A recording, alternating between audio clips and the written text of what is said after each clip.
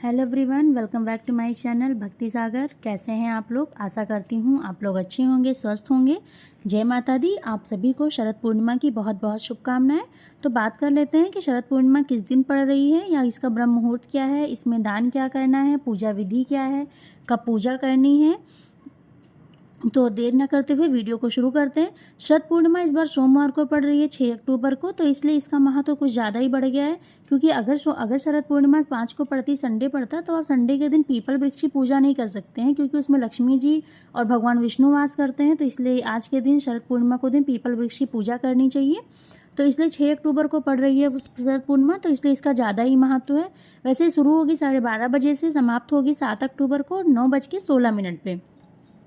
पूर्णिमा का व्रत उसी समय रखा जाता है जब तिथि भी हो और चंद्रोदय का भी प्राप्त हो, उसी तिथि में रखा जाता है। तो 6 को ही क्या है, 6 को रात में चंद्रोदय होगा, तो 6 को ही आप व्रत रखिएगा। श्री सत्यनारायण भगवान की पूजा भी इसी दिन की जाती है, तो आप 6 तारीख को ही सत्यनारायण भगवान की पूजा कीजिएगा। पीपल के वृक्ष के नीचे आप सुबह से 11 बजे तक आप पूजा कीजिएगा, उनसे प्रार्थना कीजिएगा। आज के दिन वैसे लक्ष्मी की भी, माता की भी पूजा होती है। कहते हैं लक्ष्मी धन की प्राप्ति के लिए होती है, लेकिन लक्ष्मी धन की प्राप्ति के लिए नहीं होती है। वो अष्ट लक्ष्मी होती हैं, उनके 8 रूप होते हैं। तो धन लक्ष्मी, पुत्र लक्ष्मी, बाकी आप जिसे देख लीजिएगा। इसमें बात करेंगे कि इस पूर्णिमा का व्रत क्या करना, तो 6 अक्टूबर को ही आपको व्रत रखा जाएगा और ब्रह्म मुहूर्त होगा। ब्रह्म मुहूर्त में इसके दान होते हैं। दान इसका ब्रह्म मुहूर्त में किया जाता है, स्नान और दान। तो स्नान दान आप 7 को करिएगा, क्योंकि उस दिन सुबह सुबह होगा, सुबह रहेगा, तो सूर्योदय का टाइम रहेगा, तो सूर्योदय के टाइम में ही दान करना चाहिए। जो लोग स्नान वगैरह करते हैं कार्तिक मास में, तो अश्विन पूर्णिमा से ही कार्तिक स्नान भी प्रारंभ होगा। इसी दिन से शुरू हो जाएगा, क्योंकि इसके बाद में 1 महीने स्नान चलता है। तो कुछ लोग प्रदा स्नान भी बोलते हैं इसको, और कुछ लोग कार्तिक स्नान भी बोलते हैं। तो आपके वहाँ जैसा भी बोला जाता हो आप देख लीजिएगा।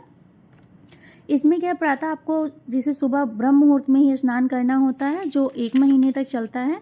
उसके बाद में फिर पूर्णिमा के दिन ही इसका आपको, जैसे कथा वगैरह बहुत लोग कथा करते हैं, ब्राह्मण खिला के इसका पूर्णाहुति करते हैं। और ब्रह्म मुहूर्त रहेगा 6:48 से 5:36 तक रहेगा।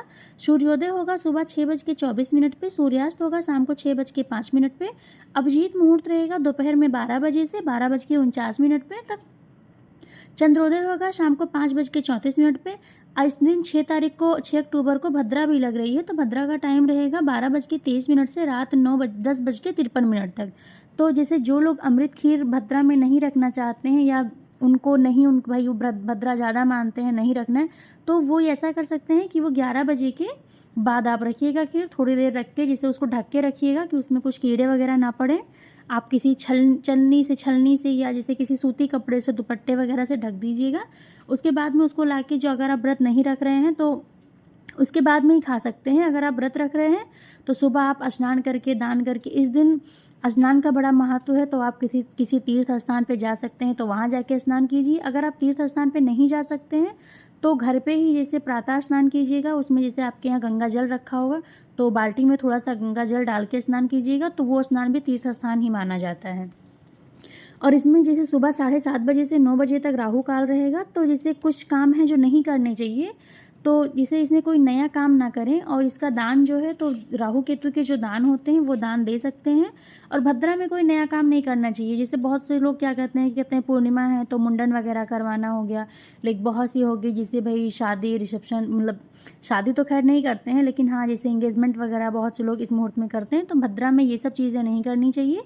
आशा करती हूँ आपको वीडियो अच्छी लगी है। अगर आपको वीडियो अच्छी लगी है, इन्फॉर्मेशन सही लगी है, तो प्लीज़ मेरे चैनल को लाइक, सब्सक्राइब, शेयर ज़रूर कीजिएगा।